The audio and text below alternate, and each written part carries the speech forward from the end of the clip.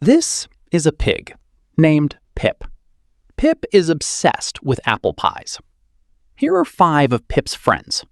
They're also crazy about apple pies. But there is only one apple pie available.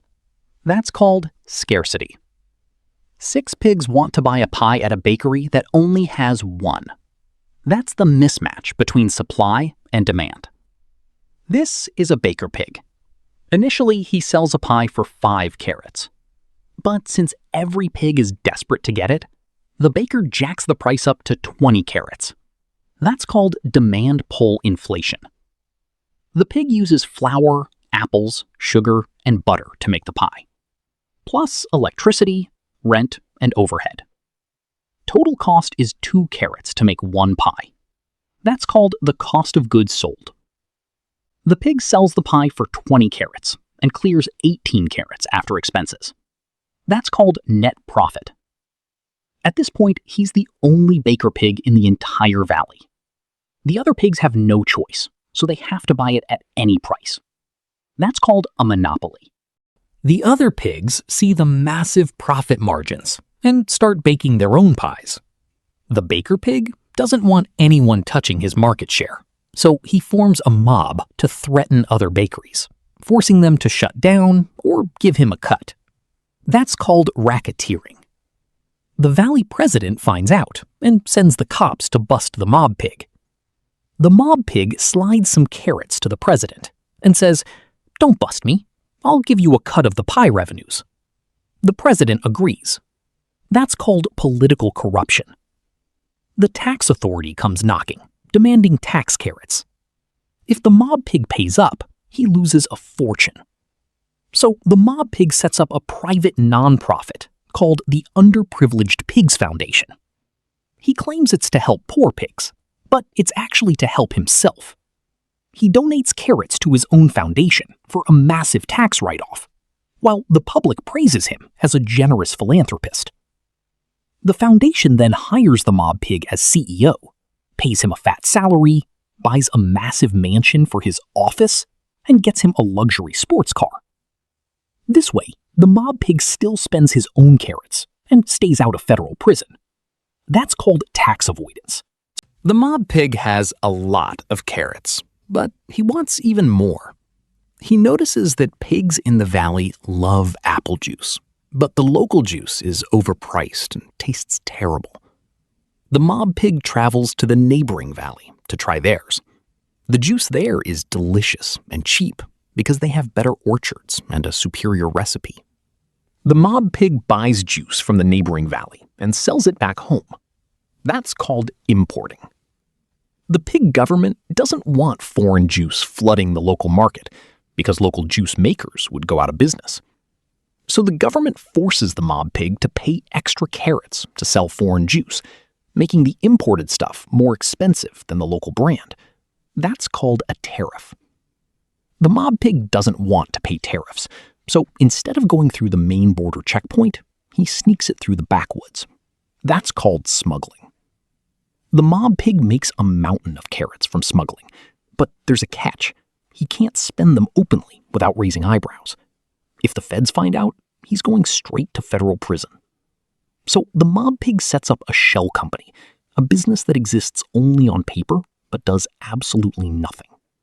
He pumps his dirty carrots into the shell company and takes them out as legitimate business profits. That's called carrot laundering. The mob pig has a lot of carrots, but he wants even more. He takes his apple pies to sell in another valley. That's called exporting. The president of that valley says local laws ban outside apple pies. The mob pig brings a briefcase of carrots and says, "Change the law and let me sell." The president changes the law. That's called lobbying. The mob pig pulls this move in multiple valleys and strikes it rich, becoming the wealthiest pig around. But he still wants more.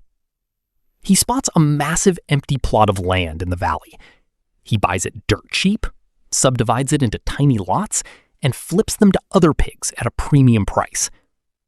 He hires engineers and architects to draw up fancy blueprints and gives the development a luxury-sounding name. He pays the media to write hype pieces and hires pig influencers to post that land values here will skyrocket.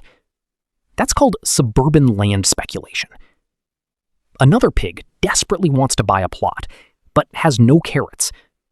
He goes to the mob pig for a loan. The mob pig says, "I'll lend you 100 carrots, but you only take home 80 today. Next month, you owe me the full amount." That's called loan sharking. Another pig doesn't want to owe the mob. He decides to earn his own carrots to buy a house, so he gets a standard 9-to-5 office job. Every month, he pays a portion of his paycheck to the government, so if he gets laid off or sick, he has a safety net. That's called Social Security and unemployment insurance. The pig makes 9 carrots a month, but he doesn't get to keep it all. He has to give a cut to the government. The more he earns, the more they take. That's called income tax. After spending 5 carrots on rent, groceries, and weekend fun, he puts 1 carrot away for a rainy day. That's called an emergency fund. He has 2 carrots left over with nothing to do. That's called disposable income. He uses that income to buy the newest iPhone and a shiny Tesla. Their value drops over time. That's called a liability.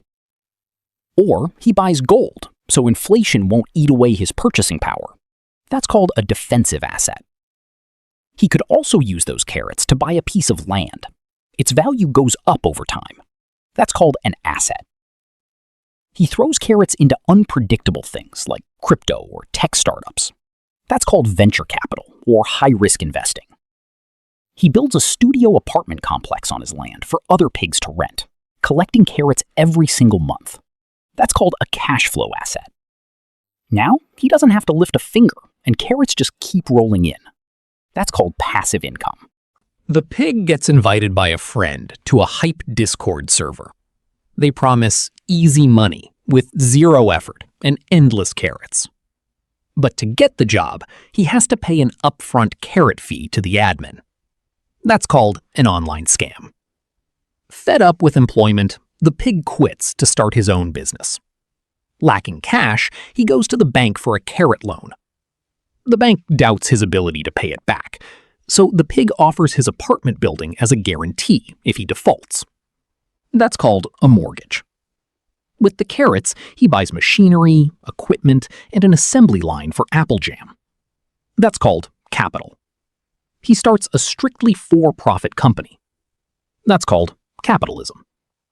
A jar of apple jam only costs 3 carrots to make, but he wants to sell it for 30 carrots. He designs sleek, minimalist packaging, hires doctors to claim it's healthy, gets famous pigs to eat it on Instagram Live, and pays viral meme pages for promo posts. That's called marketing. The business booms, and the pig makes a fortune. He wants to expand, but doesn't want to risk his own financial skin. He invites other pigs to pitch in cash, and in return, they get a piece of the business.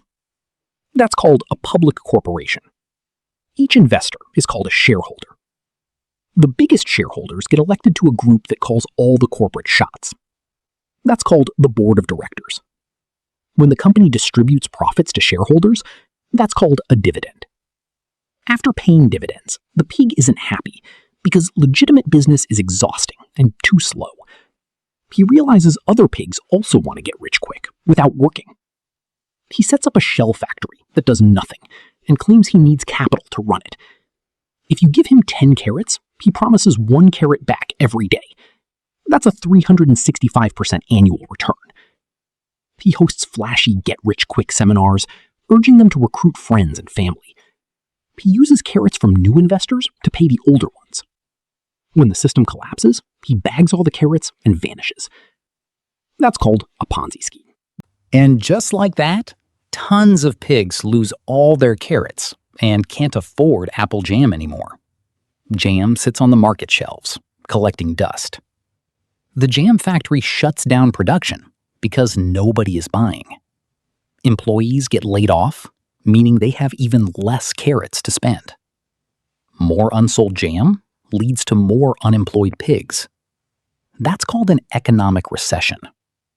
The Valley president wants to fix the recession. He orders the Federal Reserve to print more carrots and bail out businesses. Companies get the cash, rehire workers, and start producing again. Pigs get paid, start spending, and the economy bounces back. That's called monetary policy. The president likes the results, but printing carrots triggers inflation because there are more carrots chasing the exact same amount of jam. So the president borrows a mountain of carrots from a neighboring valley instead. He uses them to fund highways, schools, and new factories. Pigs get jobs, get paid, and start spending, boosting local businesses. That's called fiscal policy. The president thinks this works well, but now the valley owes a massive debt to its neighbor, which must be paid back with resources or future taxes. That's called the national debt. But hey, that's a long-term problem. And does the long term even matter? Because in the long run, every pig is dead anyway.